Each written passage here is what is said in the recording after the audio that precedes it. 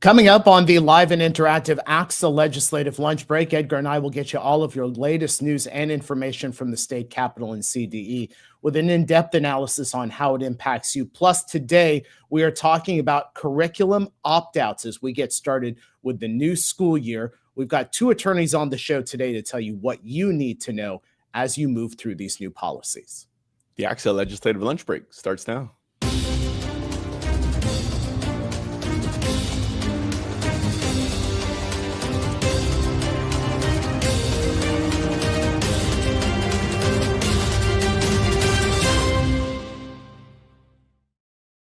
And it's a couple of minutes after 1 o'clock. We welcome you on a Wednesday to the live and interactive ACSA legislative lunch break, along with Dr. Edgar Zasweta, ACSA's executive director. I'm Naj and Edgar, ACSA's senior director of marketing and communications. Welcome. We are honored to have you with us today.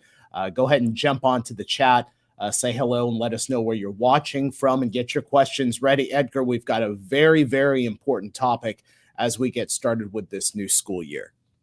Yeah, Naj, I think it's been an issue that we've heard a few times here. Our members just bring up and being questioned. So as we always strive to be here, is to be a resource. So I'm glad we have some experts. Before we jump into the Naj, I know speaking of news, you know, I've seen some of our members. I saw Joseph, and I think I saw a couple other references. Yeah, I'm glad everybody's safe. I'll have to admit, yesterday, you know, late in the evening, watching the news about, you know, the earthquake there off the shore of Russia and tsunami. And, you know, I was pretty dialed in. I went and found like some local Hawaiian news station online, and I was watching the kind of their telecast. But I will admit that, you know, I got tired and I fell asleep before I found out first thing I did when I woke up this morning. Okay. Were we okay? Was everything happen? So yes, I know on a serious note, we're glad that it looks like that the worst was averted, and for a state that we have to worry about earthquakes and whatnot, you know, add tsunamis to that list. So yeah, it was definitely noteworthy. Yeah, hey, want to say hello. Neri is first on the chat today. Helio Bercil with us, Simone Charles with us, Michael Merrill, Anthony Rainey. So good to have you guys on the show. We do want to update you on some breaking news that just came out within the last half hour or so. Former Vice President and former U.S. Senator Kamala Harris has chosen not to run for governor here in California. In a statement, she says, quote, "For now, my leadership in public service will not be an elected office. I look forward to getting back out and listening to the American people, helping elect Democrats across the nation who will fight fearlessly, and sharing more details in the months ahead about my plan." So, Edgar, I know that there were so many that thought she was a shoo-in as governor when we get to the 2026 elections. So this is certainly big news. And I'm interested now that I know there were several people who decided we're not going to run when Harris was being, you know, brought into the discussion. Now I'm wondering how many people are going to jump back into this. Yeah, that's it. This is definitely big news, if nothing else, for just it's kind of going to reshape here the political environment as we lead into gubernatorial elections. I mean, I wasn't sure, but I think if you push me on it, I think just based on the tea leaves and what was being said in public, I thought she was maybe leaning towards doing it. But yeah, so to your point, I think now this is going to be interesting here in the weeks and months to come about who stays in, who jumps in. I know there were some people that were probably going to drop out of the race should the vice president jump in. So it's going to make for a very interesting campaign season here in California. Yeah, and I know we've seen a lot of Gavin Newsom up on online and on television as he heads toward terming on a podcast. He's competing with your show here. He's you know, a video podcast. Don't say my show. This is really your show. Let's be honest about that. Yeah, so that breaking in the last half hour. So wanted to bring that information to you. Let's go to a couple of news headlines before we go and bring in our guest, talk about our main subject today. We'll start with the federal money, the federal grant money that was paused and now apparently is back. So after pressure from federal lawmakers and a lawsuit filed by the attorneys general in 20 states, including the state of California, the Trump administration is unfreezing the remaining title grant funding that was previously approved by Congress. The total value of the funding was more than $6 billion. Nearly $1 billion of those grant funding dollars were earmarked for California. Now, those dollars were supposed to be made available July 1, and the school districts nationwide had already built their operating budgets with that federal grant money included. However, the Trump administration paused the distribution of those funds, saying the Department of Education would be conducting an audit. EdSource reporting that the fund disbursement will begin next week. We did reach out late yesterday to the California Department of Education for confirmation on that date, but have not received any response. Let's switch over to Contra Costa County. There's an important story that's come out of the Bay Area. Our friends over at KQED are reporting that leaders of the West Contra Costa Unified School District are launching a mandatory training program for administrators. The focus is protecting students and families with immigration rates. The training will, according to this article, aid in curbing the falling attendance rates that the district is seeing because of the increase of ICE agents on or near school campuses. The training is expected to go into effect following final approval by the board. That could come August 6th. And Edgar, I do want to make mention of the passing of one of our friends and colleagues. Erica Hoffman was the Deputy Legislative Director of State and Federal Programs in the California School Boards Association's Governmental Relations Department. She passed away this weekend. She was a legislative advocate for CSBA starting in 2005. And we've worked with Erica for years on federal education policy and, of course, California politics. She was a longtime fixture, Edgar, in Sacramento and education communities. Of course, our best wishes to Erica's family and the team over at CSBA. This one certainly, because all of us had so much interaction with Erica over the years, this one certainly hits home to our education family. Yeah, it's a pretty close-knit community here in Sacramento amongst the advocacy folks, so folks that are especially representing schools. And I think this one came as a big shock to us, not only here at ACSA, but I think in the broader advocacy community. I mean, I was telling some of our colleagues here earlier this week, I don't know a world here in Sacramento on the lobbying front on those representing schools that doesn't include Erica. She's been with us since day one, since I've been here, been a fixture. I mean, I'm not overstating it when I say she was kind of a legend here in terms of the advocacy community. I know we have this very close relationship with CSBA, especially our superintendents and other leaders who were always at their conference. You know, we work very closely with them. We have this longstanding partnership on the federal advocacy with CSBA. We do the coast to coast trip, and she was as part of our family as the CSBA family. So this one hits home hard, and I think it's a reminder. It's a reminder, especially for those folks. And I think of our members here that are just grinding away every day and, you know, and just have their head down. And that was Erica's reputation. Yeah. You never know how much time you have left. So it's a reminder to all of us to appreciate every day and every moment. Yeah. And I see some comments here. Johnny Garza made a comment. Helio Brazil also made a comment in there. So certainly a big loss for all of us in the education management front. Let's go ahead and let's switch over to our main topic today, Edgar. Just a little bit of background on this Supreme Court case. In Mahmoud versus Taylor, the Supreme Court ruled 6-3 that public schools must allow parents to opt their children out of classroom materials that conflict with their sincerely held religious beliefs. While the ruling does not ban inclusive curricula, it requires schools to accommodate religious objections in a way that could reshape parental rights here in public education nationwide. So that's a little bit of background. We'll get a little bit more background on this subject matter from our two guests today. Amy Estrada is a partner at Atkinson, Andelson, Loya, Rude, and Romo, better known as AALRR. Emily Valdez, also an associate with AALRR. Amy and Emily, so great to have you here. Your first time on the ACSA Legislative Lunch Break. We're honored to have you. Amy, a little bit of background on the case. And can you give us a sense of the type of material right now that could be considered for an opt-out?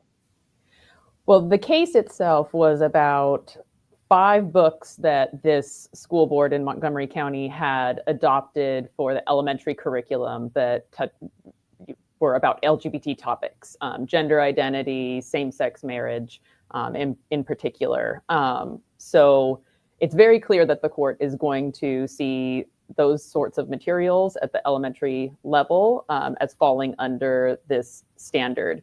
The court didn't confine it to LGBT curriculum, however. So it instead said the test is really whether the material is going to substantially burden the parents' religious rights, their free exercise of religion, which as a part of that, the court recognized overseeing the religious development of their children, and books that could be teaching their students lessons that are contrary or hostile to the parents' religious beliefs. So we know for sure that LGBT storybooks, such as books that are about gay marriage or gender identity at the elementary level, because those were the ones that were reviewed in great depth in the case, are going to be subject to this requirement. But the court did not limit it at that. The test is really about what the parents say substantially interferes with their religious exercise and religious beliefs. Mm-hmm. Emily, thanks for being here, and thanks for helping us kind of dissect this. Your legal colleagues around the state, I think, as this was going through the courts, and we knew that there was going to be a decision coming in the Supreme Court. I think that we already kind of saw the tea leaves and the writing on the wall there in terms of what may end up happening in a court. I think that the most common question we got from the practitioners, from the folks on the ground, is like, okay, from practically speaking, if this goes down, what is this going to mean? And when they talk about an opt-out, what is that process going to look like?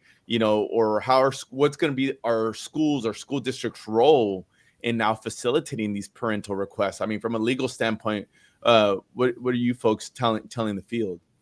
Yeah, that's a great practical question. How do we take this, 30,000 foot view legal ruling and actually apply it in our school district? And what does that look like for students and for parents and teachers in our classrooms? And it's a great question. And the problem here is that in this case, the school district already had a process in place for notifying and for permitting opt-outs to this type of curriculum that they were looking at for these elementary school students. So the court opinion doesn't focus too much on the specific opt-notice and opt-out procedure that the district actually had, because it already had one in place. And so the implied assertion was that the district would just go back to what they previously had in place. So the court opinion doesn't spend too much time on it. So they didn't actually flush out, practically what it means to give notice, how far in advance you have to give notice, what type of notice, whether it has to be, hey kids, tomorrow we're talking about this in school, or whether it has to, 2 weeks, whatever. The notice is not clear, written notice, verbal notice, things of that nature. And it doesn't clarify how that opt-out can come in, how you can scrutinize it. So there's a lot more questions than answers here. And so what our guidance and our kind of way of approaching this is it has to be something that can fit into your district's operational capacity. And you have to look at the size of your district, the age range of students that you have, how large are your schools. And so you really have to kind of configure that notice and opt-out procedure into something that can work for your district, because the court did not give us clear guidelines on what this notice and opt-out looks like. So configuring that practically is, it's not clear, is the best way to put it. Not to be too lawyerly, but it depends. It depends on what your district, can facilitate on your district side. I was gonna make light of that. I mean, so often in these complex questions, and I know it's not the answer that the folks in the field want to hear, but to your point, it says it depends, right? So just to kind of reiterate, what we don't expect right now, or at least this is not the case right now, there's not a systemic procedure. There's not you need to do X, Y, Z. This until challenged in the court or whatnot, like this is gonna kind of be up to the locals, right? Right. And, trial and error. And until we do see, I think a lot of the more boundaries on this case, for lack of a better word, are going to come through further clarification, as this case is tested in, California courts or even other state courts through federal courts. You're going to see this flushed out and you're going to get more practical application of, okay, here's some different set of facts. How does that test against this ruling? What were the notice and opt-out procedures in that case? And how does it compare to what was done in the original Supreme Court case? So it is, nothing is set in stone. There is no, oh, you have to provide X amount of days of notice. It is more gray at this time. Folks, if you have questions, go ahead and put those into the chat. I do see a question from Johnny and two questions from Helio. We'll try and tackle those.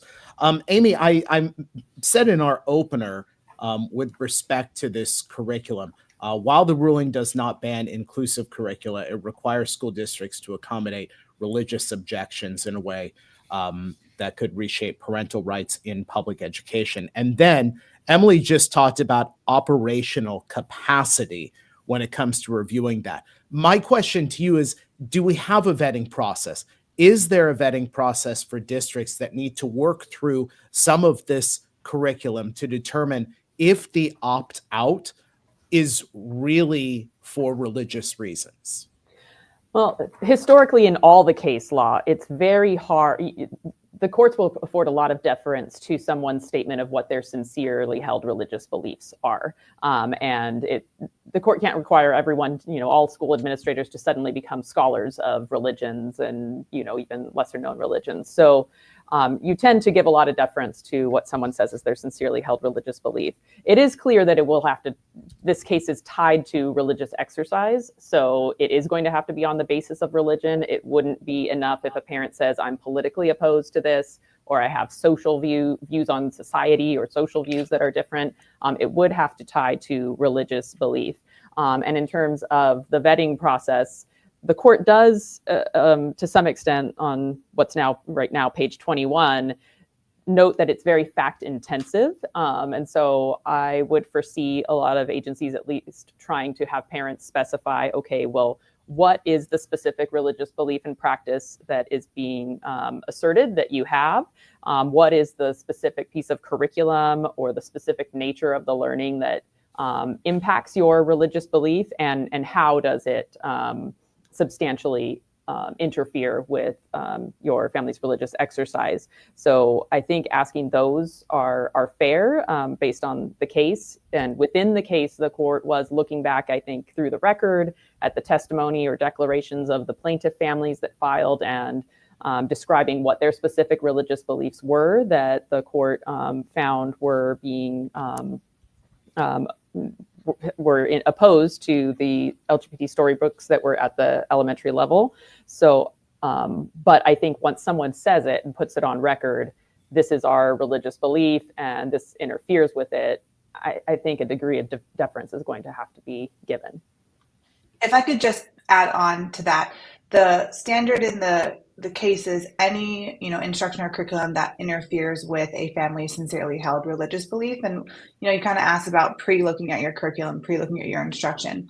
Here in the court case, they were looking at LGBTQ plus storybooks, but there's nothing in the opinion that kind of caps it to LGBTQ plus storybooks. It's really broadened to anything in the curriculum and instruction, that could interfere with sincerely held religious beliefs. So, there's so many religions and there's so many interpretations and even different belief systems within different religions. So it's really hard to go through curriculum in advance and identify what is something that could, conflict with a sincerely held religious beliefs. There's things that you could obviously predict that may, have more opt-out requests than others.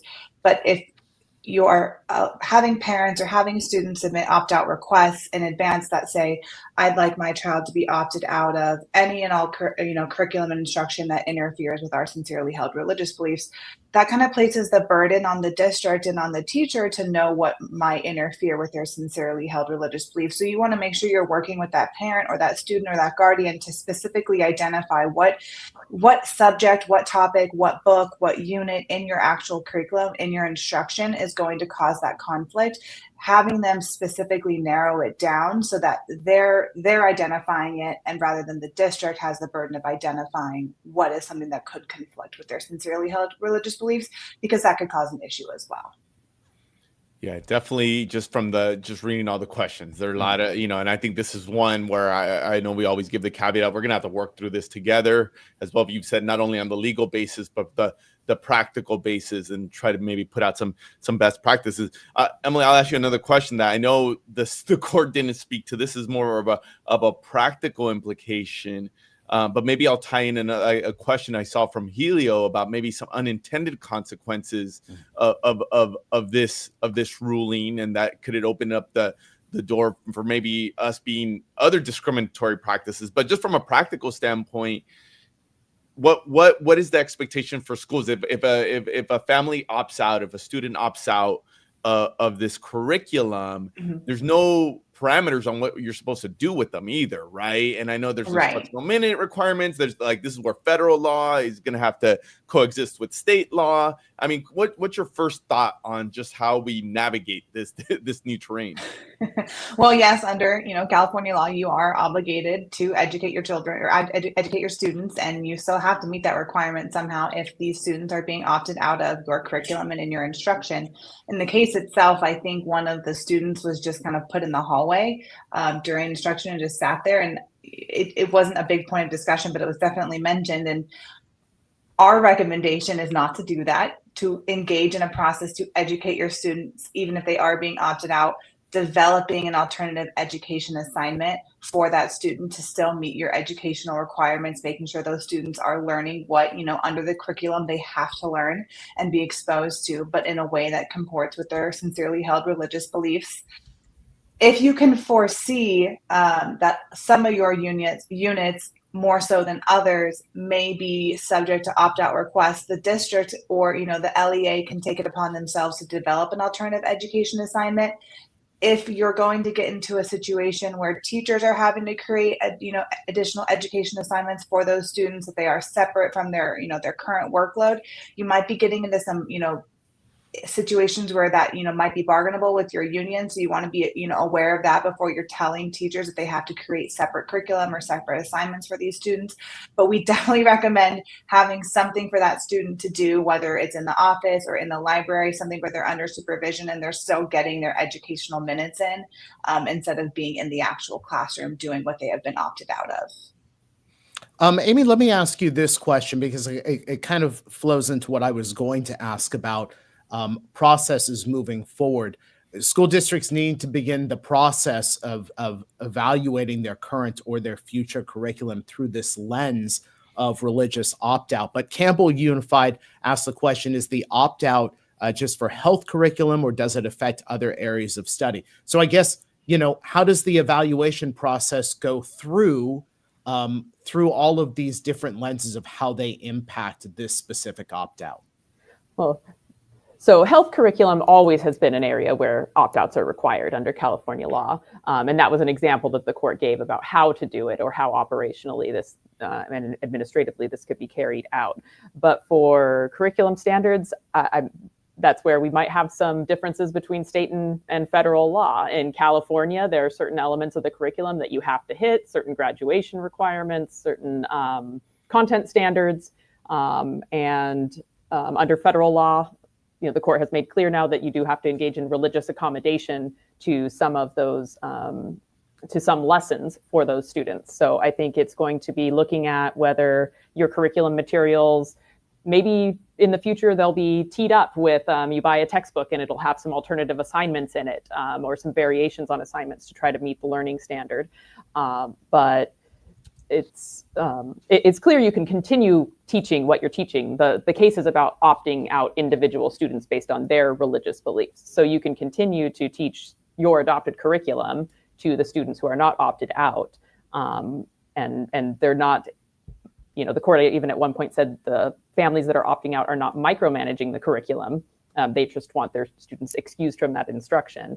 So districts could choose to continue and adopt their curriculums as usual, or try to prioritize curriculum that might make it a bit, maybe have fewer opt-outs or presented in a more viewpoint neutral manner where that might yield fewer opt-outs in terms of how it's taught, or curriculum that has some alternatives baked into it, which I'm not aware of that existing yet, but there might be a market for it starting next year.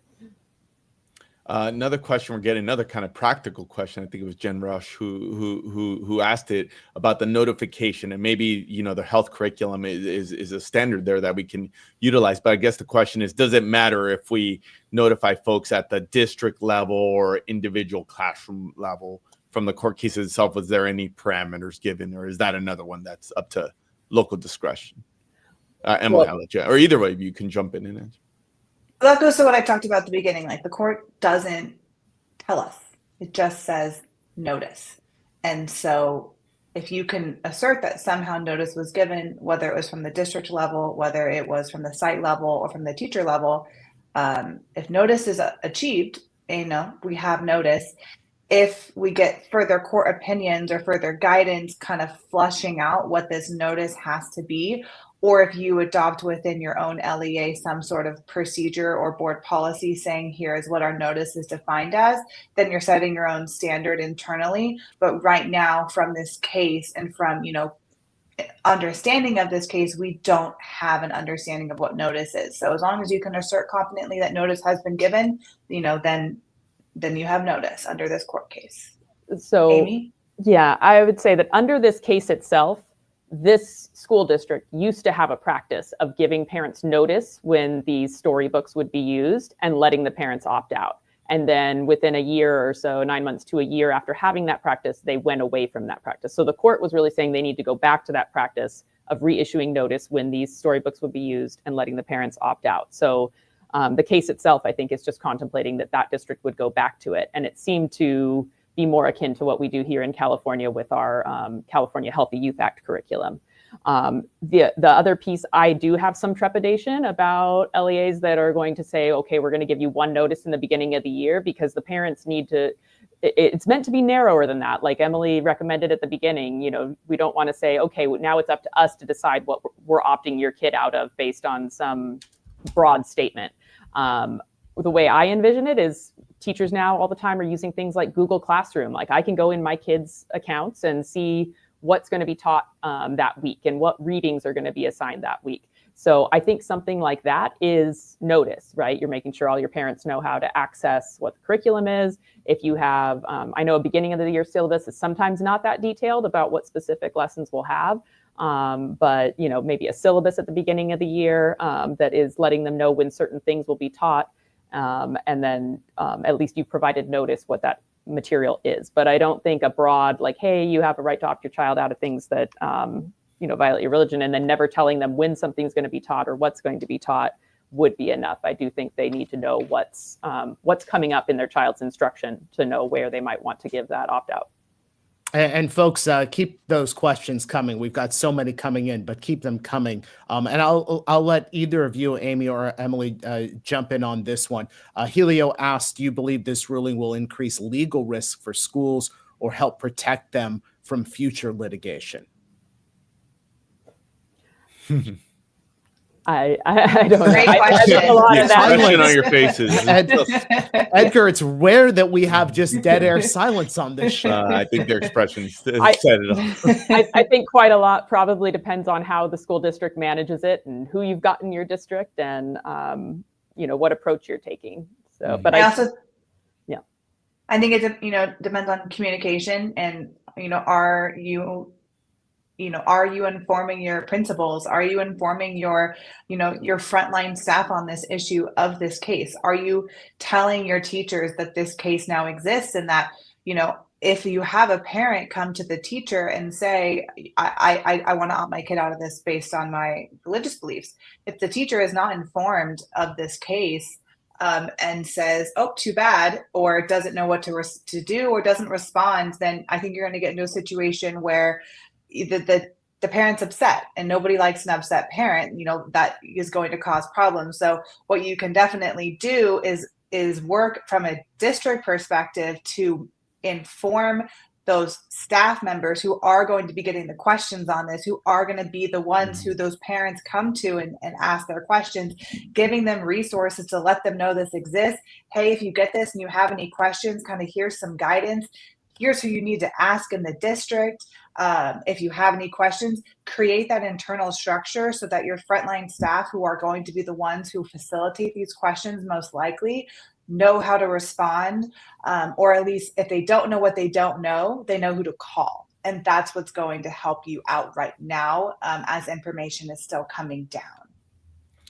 I know there's so many questions here, and we'll do our best to, touch on just a couple more. I think if anything else, this is, just seeing the bout of back and forth. I think ACSA will partner with our legal partners to definitely do some more work on this, just to try to get some of this information out as all our folks are trying to grapple with this. One more question for me here, and it's kind of a big picture one that Anthony asked, and I know this was kind of the big trepidation as this was getting to the courts of like, what standard are we setting here? Are we entering really a fundamental new world? As Anthony points out, this is about sincere religious beliefs, could include beliefs against evolution, LGBTQ plus issues, traditional roles for men and women. Like, are now educators, is it their responsibility to accommodate any of these views, any of the things that are taught in schools? Should parents not agree with it? I know that's a bigger philosophical piece, but I think the implications, the broader implications of this, I think are top of mind for many of our leaders. Yeah, I think the court said that this is going to be fact intensive. So every time a school official is approached or a teacher is approached with, parent having some objection to something in the curriculum based on a sincerely held religious belief, it's going to be a fact intensive inquiry. And as we've stated, it's not limited to those subjects. I think it is a major change. It is a major change in California. Previously, we had case law that we used to cite and say, no, you can't opt your child out of this. We only have these, 4 categories. You can opt out of surveys, you can opt out of CHYA curriculum, but no, you can't opt out of other things. So it's going to be a huge change. Let me ask this question from Philip Schuler, because he brings up that the case focused a lot on elementary schools, but he's wondering about nuances for high schools. Are there nuances? Is there going to be a difference for the interpretation of this and the process for which school districts have to work through depending on elementary and secondary schools? Yeah, so the court actually does, when they're talking about that, the fact that this has to be fact intensive, they do flag that the analysis would be different if we're talking about high school students. And here in the case, they're talking about K through 5th. As educators, as teachers, that something you teach in a high school classroom for 16, 17-year-olds is something that you might not be able to teach to 6 and 7-year-olds. And so the analysis does take into consideration the kinds of conversations, the kinds of instruction that you could deliver to a high school student in comparison to elementary school students. And so your analysis, when you have what is actually requested to be opted out of in a high school setting, is going to be vastly different than if you had that same instruction, that same material in a elementary school setting, and you're going to take in the age and maturity of the students into consideration in making that determination and how to develop the alternative education assignment. Go ahead. I was just going to ask one more question, Naj, Yeah. and I'm going to try to summarize this because, again, we're not going to be able to get to everybody's individual questions. I know we're already past the bottom of the hour, but with the commitment that we'll definitely do some more work on this. I guess I'll just ask both of you just for last thoughts on where do our leaders go from here? Obviously, people trying to make sense of the decision. This is step one. We're trying to have a role in this with the understanding that a lot of this is going to be up to local control. Kind of what general advice do you have for our leaders in the field as now they're trying to make these suggestions practical and kind of in the real world school environment? I think it's going to be important that they make sure that the information is funneled down from the top levels of leadership. I don't know if, all your teachers on the front lines are following Supreme Court case law and understanding the impact. I think a best practice would be to make sure that all your teachers have some system of communicating what's going to be, what's up for instruction in the next week or two, so that parents are always getting that information, or like I said, in a syllabus, depending how detailed it is, at the beginning of the year. And that's going to be really hard for in our cases in the doing HR school law. We know there are some teachers that show up that day and just figure out what they're going to teach as the day goes on. So that's going to be very difficult for those types of teachers. But if you have district-wide or school-wide adopted curriculum and materials that are going to be an issue, just being mindful of it, and knowing that this can become an issue and that this new right exists. All right. Emily from AALRR, Amy Estrada, a partner over at Atkinson, Andelson, Loya Rudd, and Romo, and Emily Valdez, an associate with that same firm. Thank you both so much for being with us today. We so appreciate your insight into this, and we look forward to having you next time. Thank you. Thank you for having us. And Edgar, I know that we're rushing because we're past the bottom of the hour. Just want to make note because George, hold on. There we go. George Valenzuela asks, is there a sample notice? I know Johnny Garza asked for the same thing, and so did somebody else on here. AALRR is working on an FAQ sheet for us to be able to distribute to our members and put on the ACSA Resource Hub. As soon as we have that available, we will make notice of that. We will also pass along all of the questions that we were able to ask and weren't able to ask to the firm to make sure that they have an opportunity to respond to those. Yeah, one takeaway, Naj, just in some of the commentary, and I think this is always the challenge, right? Where our lawyers, our legal partners are always trying to help make sense from the practical aspect of this, and I think do a great job of giving some guidance on how to move forward. Now, with that said, I think the angst that our leaders are feeling, and I see it even just in reading some of the commentary, is what's going to actually work given their environments and in this political world, right? Like trying to walk this fine line by meeting the spirit of the ruling and the law, if you will, while not opening up a Pandora's box that now is going to, create other issues. So I think, again, we have some work to do here in partnership with the legal firms, with CSBA and sample policies and whatnot. I think this is unfortunately going to be one of those cases where it's going to be some trial and error, and this is going to evolve. So yeah. I think we'll do our part to try to help folks as we all try to navigate this new terrain. Yeah, lots to navigate. And folks, we do appreciate you watching live. For those of you who've watched it live, make sure that people in your district, other leaders, whether they're site leaders or district office, also have a chance to watch the recorded version of this broadcast, because we want to make sure everybody is informed. Folks, with that, thank you so much for joining us here on the live and interactive ACSA Legislative Lunch Break. Remember, we are here Wednesdays on ACSA Facebook, ACSA YouTube, and ACSA LinkedIn. Have a great rest of the day and rest of the week, and we'll see you next time.